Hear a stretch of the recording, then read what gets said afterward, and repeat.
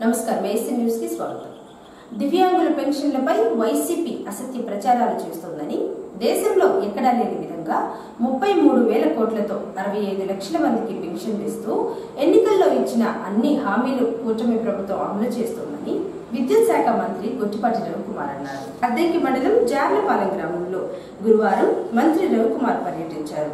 ముందుగా దాసుల కాలనీలో 30 లక్షల రూపాయలతో సిమెంట్ రోడ్డు నూతనంగా నిర్మించగా మంత్రి రవికుమార్ ప్రారంభించారు. అలాగే జార్లపాలెం నుంచి చెరువుకొమ్మపాలెం గ్రామానికి 1 కోటి రూపాయలతో తార్ రోడ్డు మంజూరు కాగా శంకుస్థాపన చేశారు. అనంతరం ఎన్టీఆర్ విగ్రహానికి పూలమాలలు వేసి నివాళులర్పించి గ్రామస్తులు దాతల సహాయ సహకారాలతో నూతనంగా ఏర్పాటు చేసిన వాటర్ ప్లాంట్ ప్రారంభించి స్థానికులతో మాట్లాడారు. వినాయక చవితి సందర్భంగా జార్లపాలెం గ్రామంలో వినాయకుడి విగ్రహం ఏర్పాటు చేయగా మంత్రి రవికుమార్ స్వామివారిని దర్శించుకుని ప్రత్యేక పూజలు చేయించుకుని తీర్థ ప్రసాదాలు స్వీకరించారు. గ్రామంలో కొన్ని అభివృద్ధి కార్యక్రమాలు చేస్తున్నాం. మనం ఎలక్షనప్పుడు కూడా తిరుగుతా ఎస్సీ కాలనీకి రోడ్డు నుంచి రోడ్డు మంది అడిగారు. దాదాపు 30 లక్షల రూపాయలతో వాళ్ళ రోడ్డు విధంగా జార్లపాలెం నుంచి చెరుకుపాలెం వరకు 1 కోటి రూపాయలతో తార్ రోడ్డు వేపిస్తాం. తొందరలోనే ఒక వారంలో స్టార్ట్ చేపించి పనులు చేపిస్తాం. అది కూడా వాటర్ ప్లాంట్ అడిగారు. మన గ్రామస్తులు షెడ్ కట్టారు. అసిస్ట్ సేవా సంస్థ ద్వారా మనం ఒక వాటర్ ప్లాంట్ కూడా పెట్టుకున్నాం. ఇవాళ ఇందాక పెద్దలు అడుగుతున్నాడు, వాటర్ మనకి ప్రాబ్లం ఉందని అడుగుతాడు. మంచినీళ్ళు జార్లపాలెం నుంచి కాకుండా ఇక్కడి నుంచి పెట్టమంటున్నారు. కావాలో దాని ప్రకారం అధికారులు కూడా పిలిపించి జాగ్రత్త చేయించండి. ఇంకా ఇంకేమైనా ఉన్నాయా? శ్మశానం ఏం కావాలి? అన్ని గవర్నమెంట్ లో కావు. కొన్ని మీరు చేయండి గ్రామంలో, కొన్ని మేము చేస్తాము. కొంత ప్రభుత్వం నుంచి సహాయం చేస్తాం, కొంతమంది గ్రామస్తుల ఐక్యత కూడా కొంత చేయాలి. ఇప్పుడు మనకు చేతనంత వరకు మనం చేసుకుంటూ వెళ్తున్నాం కదా. ఇప్పుడు కొన్ని రోడ్లు అడిగారు వచ్చినప్పుడు, దారిలో మెయిన్ కాలువ డ్రైన్ అడిగారు, అది ఒకటి చేపిస్తా అని చెప్పాము. ఇప్పుడు జలజీవన్ విషయంలో 50 లక్షలు శాంక్షన్ అయింది.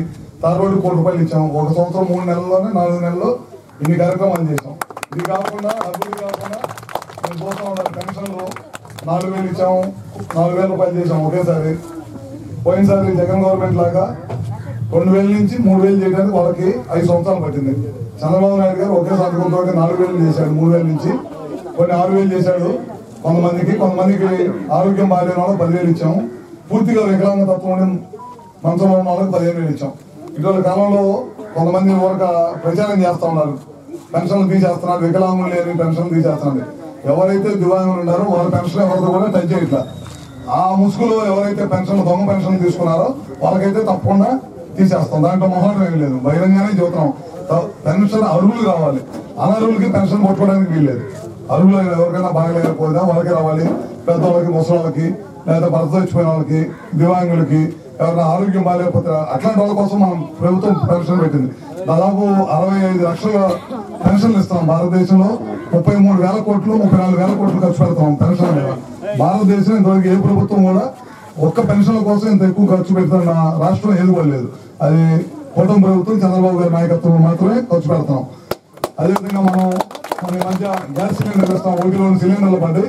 అది కూడా కొంతమంది ఇంకా డిఫరెంట్ గా చేయమంటారు, ముందే డబ్బులు ఏమని అడుగుతున్నారు. అది కూడా ఆలోచన చేస్తున్నారు ప్రభుత్వం. అది కూడా తొందరలోనే అది కూడా చేస్తాం. పిల్లలకి చదువుకు డబ్బులు ఏమని చెప్పాము, అది కూడా అందరికీ ఇవ్వడం జరిగిపోయింది. ఆర్టీసీ బస్సు మహిళలకు ఉచితం అని చెప్పాము, అది కూడా ఇచ్చాము. అదేవిధంగా అన్నా క్యాంటీన్ రద్దు చేస్తే మళ్ళీ అన్నా క్యాంటీన్ అద్దెంకులు పెట్టించాము. ఇట్లా ఏది కూడా ఆపకుండా ఉన్నాయన్నీ కూడా ప్రభుత్వం ఏదైతే మాట ఇచ్చిందో 1 సంవత్సరం 3 నెలలు 4 నెలలు ఇవన్నీ చేస్తాము. అది కాక 16,300 మందికి టీచర్ ఉద్యోగాలు భర్తీ చేస్తామని చెప్పాము. అది ఉద్యోగాలు ఇవ్వడం కూడా ఈ ప్రభుత్వంలో స్టార్ట్ అయింది. గత ప్రభుత్వం ఒక్క ఉద్యోగం కూడా ఇవ్వాలి. ఇవాళ ఈ ప్రభుత్వం అధికారంలో రాగానే ముందు 16,300 ఉద్యోగాలు ఇచ్చింది. అదేవిధంగా ఇవాళ కానిస్టేబుల్ ఉద్యోగాలు కూడా ప్రక్రియ కూడా స్టార్ట్ అయ్యి మొన్న మధ్య మన కాన్స్టిట్యూన్సీ పిల్లలు కూడా కాన్స్టిట్యూన్సీ ఉద్యోగాలు ఇచ్చి నా దగ్గరకు వచ్చి కలిసిన్నారు.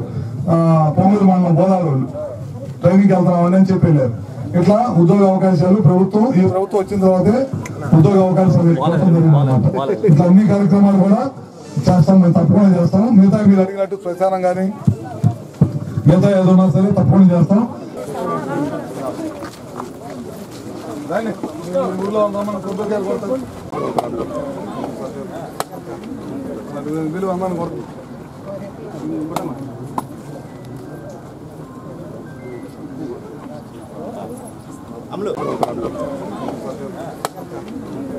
బిల్లు అమ్మాని కొడుతుంది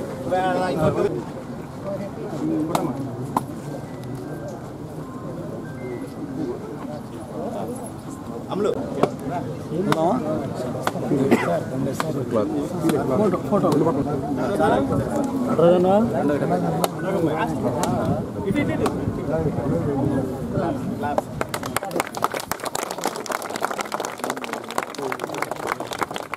లాలి కొట్టుపాటి రవికుమార్ నాయకత్వం లాలి కొట్టుపాటి రవికుమార్ గారి నాయకత్వం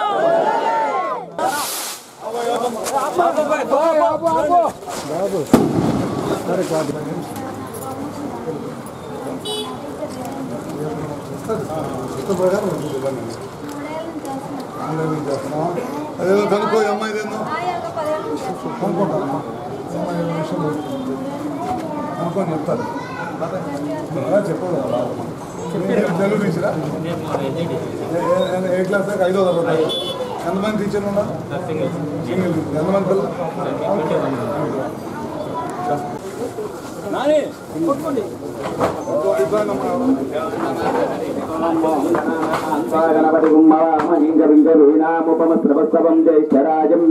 బ్రహ్మణాం బ్రహ్మణస్వరాన శృణ్వన్నోతి వాచ్య బ్రాహ్మణ కలి విజయ ప్రథమపాదే దీపే భరతవర్షే భరతఖండే వీరే దక్షిణ దిగ్భాగే శ్రీశైలస్యాగ్నేయమానం భవతి శతాయుష్యేంద్రియ ఆయుషేవేంద్రియే ప్రతిష్టతి ధనం ధాన్యం పశుం మన కాన్స్టిట్యూషన్ సెలవులు క్లాస్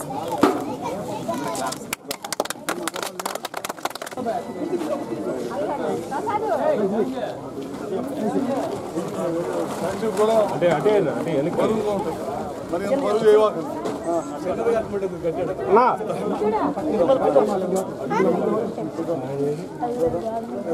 స్కూల్ లేదా ఇవాళ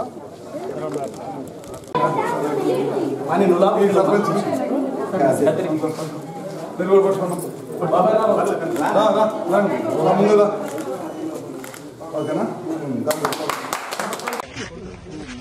వయసులో తట్టుకోలేదు నెప్పి తట్టుకోలేదు 65 అయితే చేపించాను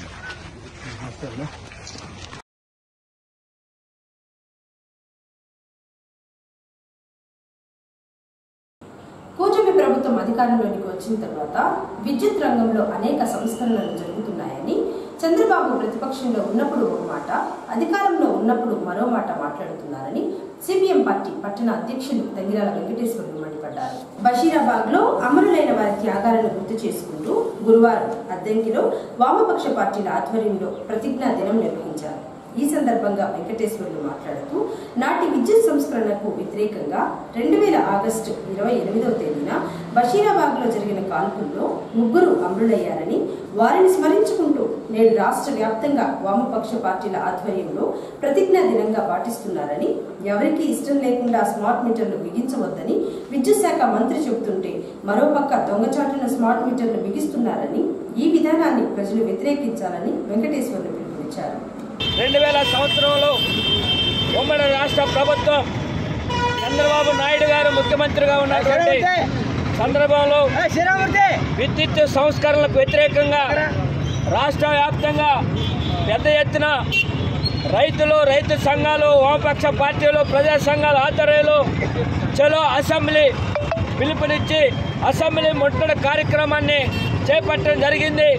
ఆ సందర్భంలో ఆ రోజు ఉన్నటువంటి ప్రభుత్వం, ఆ రోజు ఉన్నటువంటి ముఖ్యమంత్రి నారా చంద్రబాబు నాయుడు గారు ప్రభుత్వం నిరంకుశంగా ఆ పోరాటంలో పాల్గొన్నటువంటి వామపక్ష పార్టీలు రైతుల పైన విఘ్నాచరహితంగా లాఠీ చార్జీలు చేసి కాల్పులకి గురి చేయటం వల్ల ఆ కాల్పుల్లో ముగ్గురు ఉద్యమకారులు అమరులైనారు.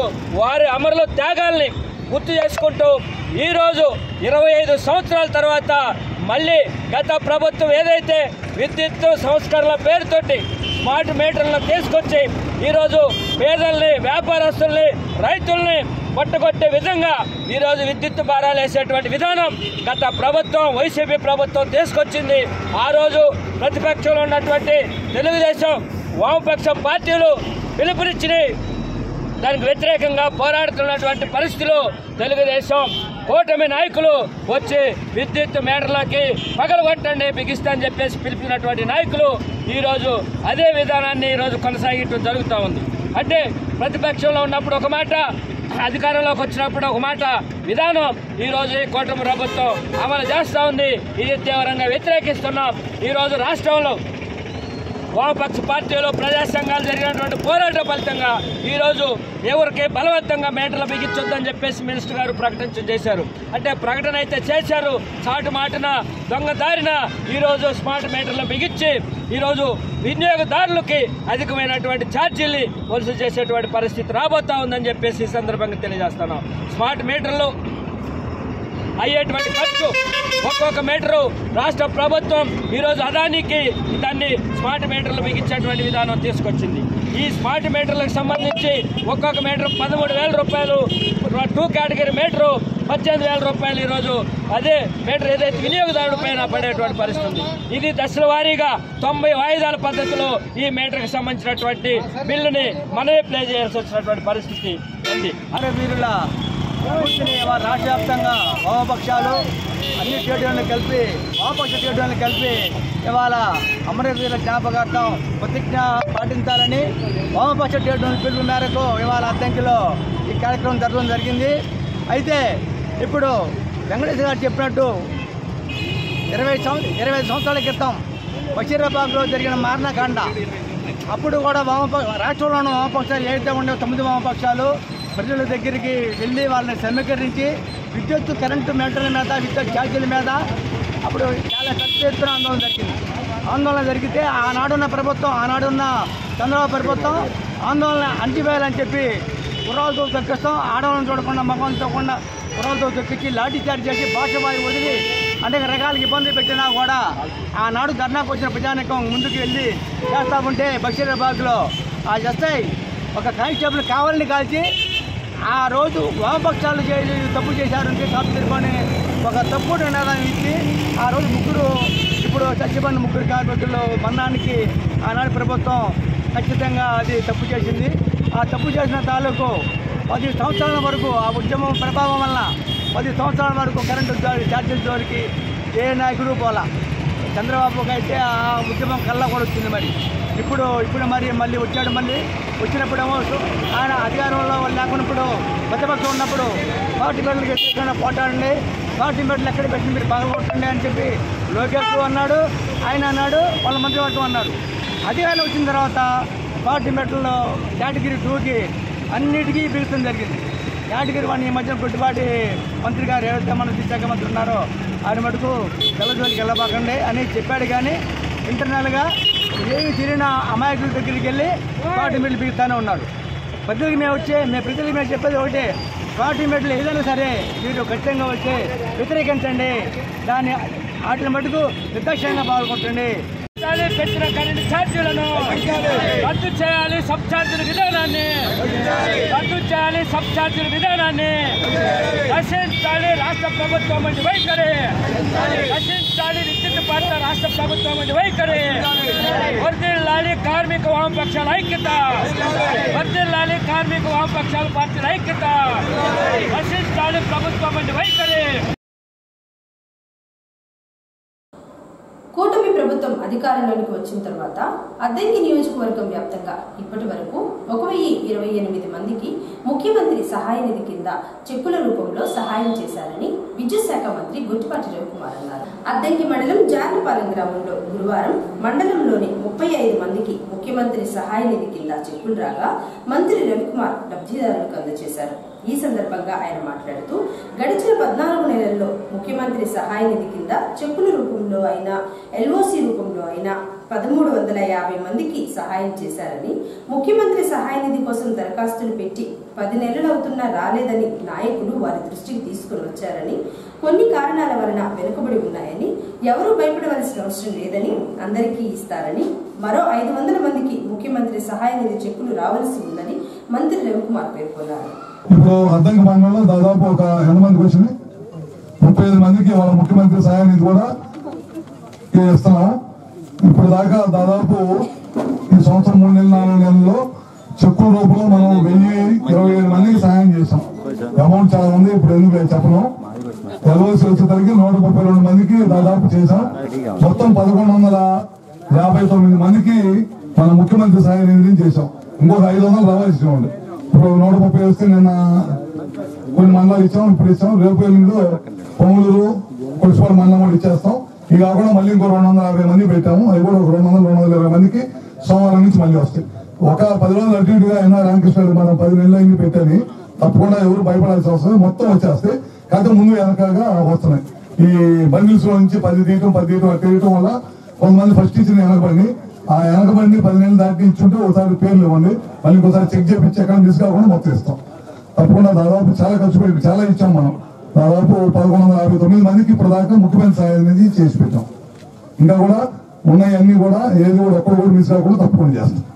ఓకేనా? అందరు కూడా మరొకసారి పేరు నమస్కారాలు తెలియజేసుకుంటూ పక్కన పెట్టుకోవాలి. శ్రీలక్ష్మి తర్వాత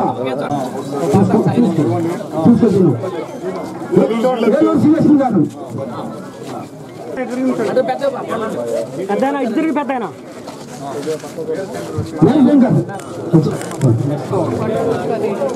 కూర్చొని ఏమంటారు?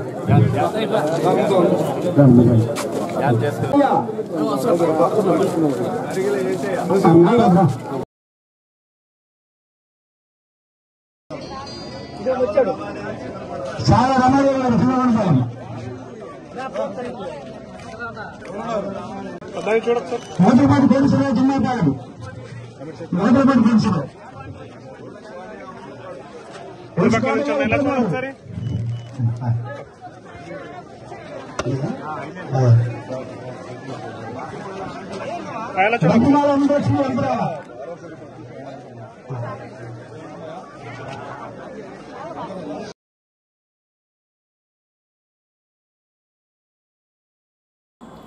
అద్దంకి మండలం చెరువు కొమ్ముపాలెం గ్రామంలో గురువారం క్షయ వ్యాధిపై అవగాహన కల్పించారు. మేదరమెట్ల ప్రాథమిక ఆరోగ్య కేంద్రం వైద్యులు డాక్టర్ హరికృష్ణ పాల్గొని క్షయ వ్యాధి లక్షణాల గురించి వివరించారు. 2 వారాల నుంచి దగ్గు లేదా జ్వరం ఉండి దగ్గినప్పుడు కళ్ళలో రక్తం చారణ పడటం, ఆకలి మందగించడం, బరువు తగ్గిపోవడం వంటి లక్షణాలు కనిపిస్తే వెంటనే అద్దంకి ప్రభుత్వ వైద్యశాలకు వచ్చి క్షయ వ్యాధి పరీక్షలు చేయించుకోవాలని హరికృష్ణ తెలిపారు. అద్దంకి మండలం బొమ్మనంపాడు గ్రామంలో వినాయక చవితి పండుగ సందర్భంగా వినాయకుడి విగ్రహం ఏర్పాటు చేయగా బుధవారం రాత్రి మండపం వద్ద ప్రత్యేక పూజా కార్యక్రమాలు జరిగాయి. కార్యక్రమంలో భక్తులు పాల్గొని వినాయకుడిని దర్శించుకుని పూజా కార్యక్రమాలు తిరిగించారు. వినాయకుడి మండపం వద్ద భారీ స్థాయిలో లైటింగ్ ఏర్పాటు చేశారు.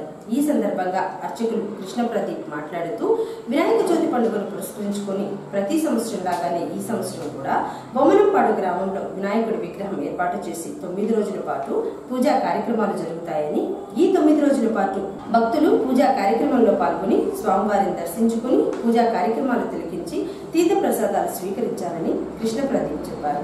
చివరి రోజు అన్నదానం, వినాయకుడి నిమజ్జనం ఉంటుందని అర్చకులు తెలియజేశారు. వినాయక చవితి పండుగ సందర్భంగా ప్రతి సంవత్సరం కూడా మన బొమ్మనంపాడు గ్రామంలో కామేపల్లి హనుమంతరావు గారి ఇంటి దగ్గర శ్రీ వరసిద్ధి వినాయక స్వామి వారి పూజా కార్యక్రమాలు ఎంతో విశేషంగా జరుగుతాయి. అదేవిధంగా ఈ పూజా కార్యక్రమాలు జరుగుతున్న ప్రతి నిత్యము కూడా బొమ్మనంపాడు గ్రామంలోని ప్రతి ఒక్కరికి కూడా స్వామివారి అన్నమహాప్రసాదం వినియోగం జరుగుతుంది, అన్నదాన కార్యక్రమం జరుగుతుంది.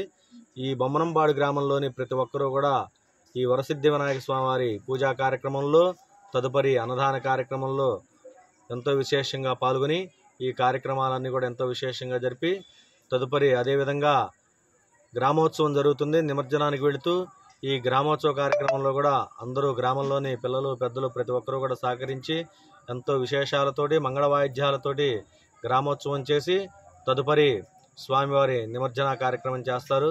ప్రతి సంవత్సరం కూడా బొమ్మనంపాడు గ్రామంలోని పిల్లలు పెద్దలు ప్రతి ఒక్కరూ కూడా ఈ స్వామివారి వరసిద్ధి వినాయక స్వామివారి పూజా కార్యక్రమాన్ని అత్యంత వైభవపేతంగా జరుపుతారు. అందువల్ల ఆ వరసిద్ధి వినాయక స్వామివారు అనుగ్రహంతో బొమ్మనంపాడు గ్రామ ప్రజలు అందరూ కూడా ఎంతో అన్యూన్యతగా ఉండి పాడి పంటలు వ్యవసాయం అన్నీ కూడా సస్యశ్యామలంగా జరుగుతాయి. ఈ రోజున పూజా కార్యక్రమాలు చేయించే దాతలు ఉదయం పూట వచ్చేసి బత్తినేడి శ్రీనివాసరావు, ధర్మవతి శ్రీదేవి గారి దంపతులు ఈ సంవత్సరం పంపించిన దాతలు. ఈ పూట స్వామివారి పూజా కార్యక్రమం చేయించే దాతలు కడియాల వెంకటేశ్వర్లు, ధర్మపత్ని విజయలక్ష్మి గారి దంపతులు, వీరి కుమార్తె అల్లుడు గారు జిల్లెలమూడి వెంకటేశ్వరరావు, ధర్మపత్ని అంజనీ కవిత గారి దంపతులు, కడియాల కాంతారావు, ధర్మపత్ని సుమతి గారి దంపతులచే పూజా కార్యక్రమాలు, తదుపరి అన్నదాన కార్యక్రమం కూడా ఏర్పాటు చేసిన దాతలు వీళ్ళేను.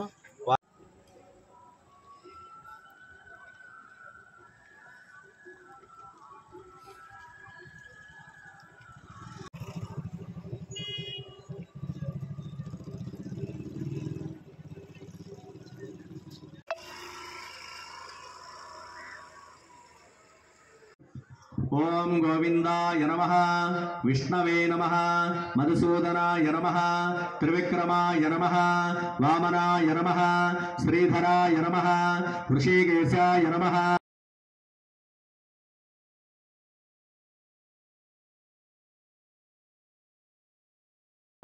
ఏసీ న్యూస్ ఇంతటితో సమాప్తం. నమస్కారం.